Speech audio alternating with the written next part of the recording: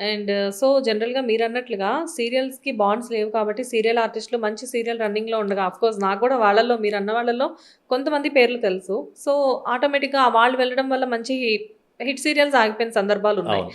అయితే వన్ హిట్టో, ఫట్టో అది మ్యాటర్ గాదు. సీరియల్స్ ఆగిపోవడం గదా! యాహ్! టాస్క్ డెఫినెట్‌గా ఆహ్, నేను మొన్న నా దాంట్లో గూడా చిన్న ఇంటర్వ్యూ స్టార్ట్ చేస్తే ఒక ఆర్టిస్ట్‌ని అడిగితే ఇట్లనే చెప్పిందనమాట. ఇట్లా మీ friend no I don't want ఏదో అన్ని సరే చెప్పిందనమాట.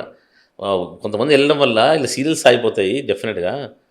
అందుకే ఆమెను అడిగాను, "నీకు బిగ్ బాస్ వస్తే ఎళ్తావంటే, నాకు ఏ సీరియల్ రన్నింగ్‌లో లేకపోతే, హ్మ్. నేను సీరియల్‌గా యాక్ట్ చేస్తున్న ఏ సీరియల్ నడవకపోతే, ఫ్రీగా ఇంట్లో ఉంటే వెంటనే ఎళ్తా" అని చెప్పింది. మంచి ఆన్సర్ చెప్పిందనుకున్నా హ్మ్. అట్లా.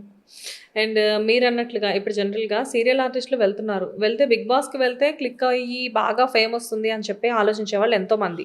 కాకపోతే 'బిగ్ ఏమో మరి బాస్'కి ఏమో వెళ్ళిన తర్వాత నేను ఇంకోటి నేనేం చెప్పినా సరే నేను అనుకుంటుందే చెప్తాను. అది మాత్రం మళ్ళీ అండర్‌లైన్ చేసుకో. హ్మ్. నేను అనుకుంటుందే చెప్తున్నాను. ఎవరి దగ్గర విన్నది కాదు.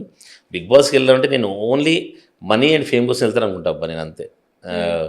ఆహ్, ఫేమ్ కూడా తర్వాత నేను బేసికల్‌గా మనీ ఎక్కువొస్తాయని డెఫినిట్‌గా ఒక ఆర్టిస్టు ఓ సీరియల్ యాక్ట్ చేస్తే 15,000, 20,000 పర్ డే తీసుకుంటే, హ్మ్. అక్కడ వారానికి ఒక 3,00,000, 4,00,000 పే చేస్తే ఆల్మోస్ట్ త్రిబుల్ కదా! అవును.